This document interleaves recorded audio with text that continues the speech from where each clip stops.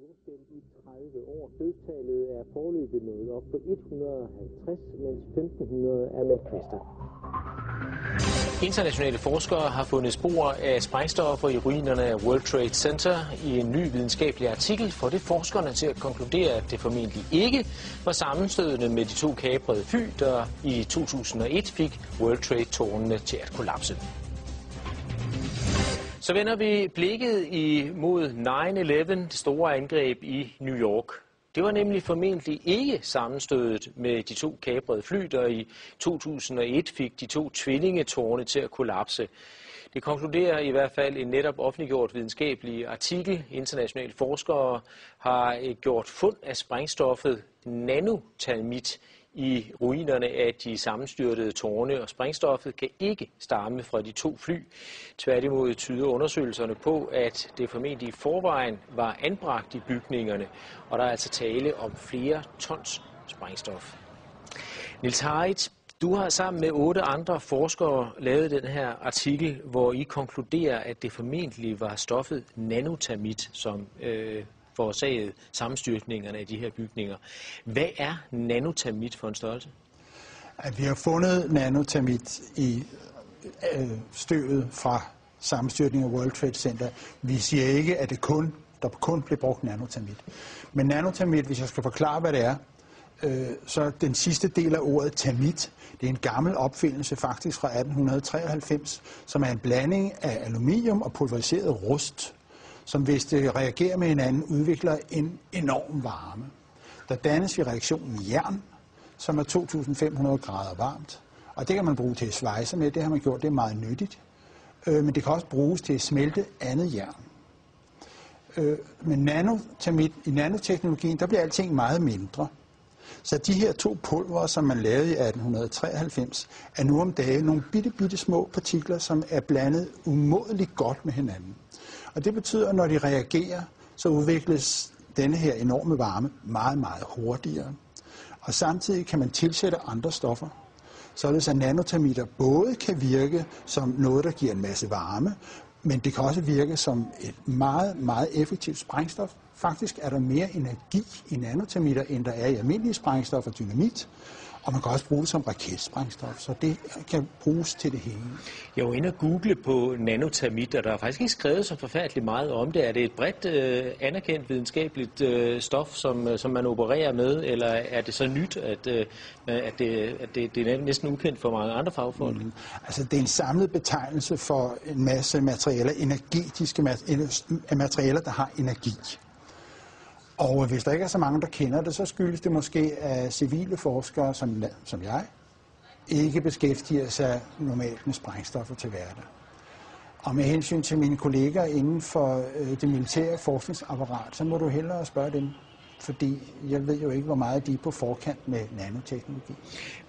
Men altså, I har fundet det her stof i World Trade Center, og hvorfor mener I, at det har fået bygningerne til at kollapse? Ja, det er jo sprængstof, og hvorfor skulle det ellers være det? Men det er varmeudviklingen, I mener, der simpelthen har smeltet stålkonstruktionerne, som jo ellers skulle kunne holde bygningerne oppe, at det er i virkeligheden det, der har fået bygningerne til at kollapse som korthus? Ja, hvis jeg skal svare på det helt præcist, så ved vi det ikke endnu. Fordi det materiale, vi har fundet, har mulighed for både at fungere som sprængstof, som altså direkte slår tingene over, og det har mulighed for at smelte stålet. Sandsynligvis er der brugt begge slags. Altså det er min egen opfattelse af det, at der er en lang periode inden tårnene styrter sammen, hvor det for eksempel vælter med smeltet metal ud af det sydlige tårn flere minutter inden. Og det er et tegn på, at der er en proces inden selve sammenstyrtning, hvor man har svækket hele strukturen. Og så kommer der mere konventionelle, regulære sprængstoffer ind til de der. Selve sammenstyrtningssekvensen skal være enormt godt synkroniseret. Altså, det er jo en hel række sprængninger, som man kan se hele vejen ned, når tårnene styrter sammen. Hvor store mængder taler man om? Hvor meget skal der til? Det er meget, fordi der var 3 skyskraber. Skal vi lige få det ind? Der var 3 skyskraber, men der var 2 flyvemaskiner. Og vi har jo selvfølgelig en nogenlunde fornemmelse af, hvor meget støv, der er blevet dannet. Og det kan man se på alle mulige billeder. Der er enorme støvmængder, som der kom. Alt blev pulveriseret, undtagen selve jernskelettet. Og vi ved nogenlunde, hvor meget rester vi har fundet af ureageret termit. Det er the loaded gun, det her. Det er ikke det, der er blevet brugt. Det er det, der på en eller anden grund ikke har reageret. Og så, vi snakker om tons, vi snakker om over 10 tons, måske 100 tons. 10 tons, 100 tons i 3 bygninger? Ja. Og vi taler altså ikke om materiale, som normalt indgår i bygninger af skyskrabere? Nej. Det er super avanceret materiale, det her. Men hvordan placerer man sådan noget i skyskrabere på alle etagerne? Altså hvordan man får det ind? Ja. På paller.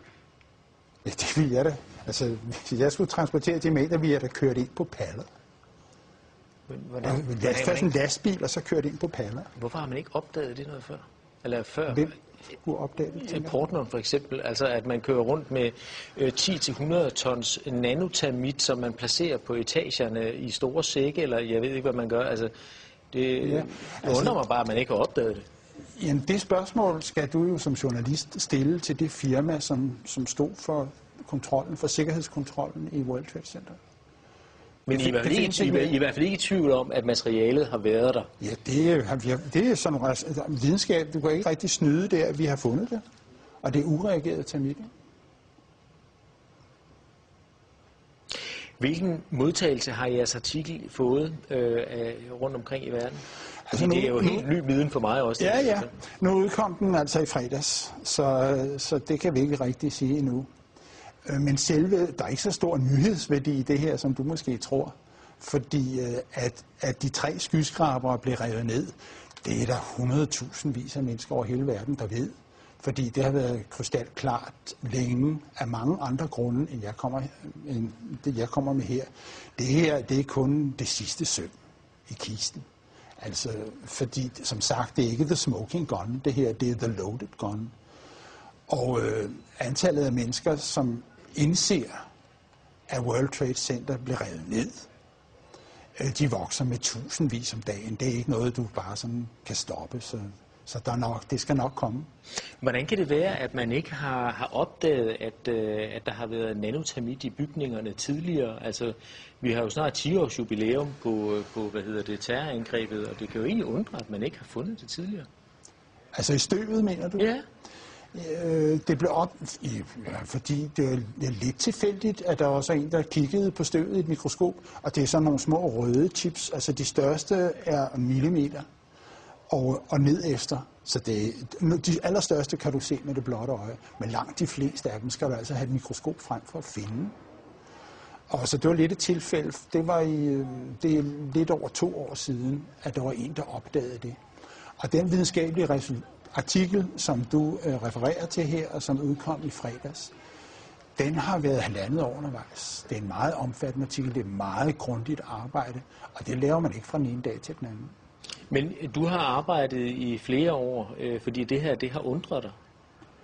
Ja, over 2 år faktisk. Det var da jeg så bygning 7, som er den 3. skyskraber, styrte sammen.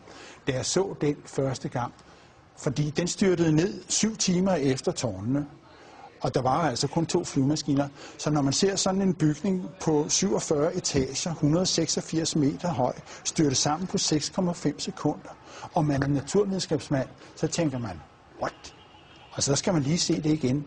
Og så skulle jeg se det igen. Og så trykkede jeg på knappen 10 gange, og munden røg længere og længere ned, fordi for det første havde jeg aldrig hørt om den bygning før, for det andet var der ikke nogen synlig grund til, at den skulle styrte sammen på den måde. Den styrter fuldstændig sammen, så der siger den sådan på 6,5 sekunder.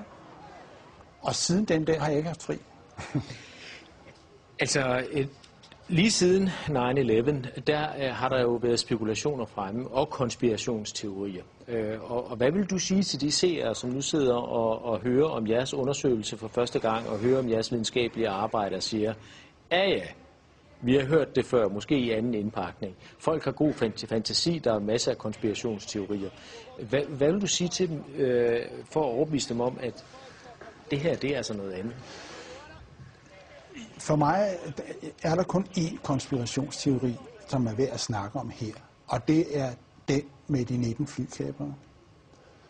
Og der synes jeg, at de mennesker, som der så sidder, som kigger på det her, skal spørge sig selv, om hvilke beviser har vi egentlig set på den konspirationsteori, den officielle konspirationsteori. Har vi set nogle beviser? Hvis der er nogen, der har set dem, så vil jeg gerne høre om dem. Der er ikke nogen, der er anklaget. Der er ikke nogen, der er efterlyst. Så det eneste konsekvens af det her, mener jeg, må være et krav om at få en ordentlig politimæssig efterforskning af terrorangrebet 9/11, fordi det er ikke sket. Den venter vi på, og vi håber, at vores resultater vil indgå som tekniske beviser, når den dag kommer. Niels Harrit, spændende. Tak for, at du kom.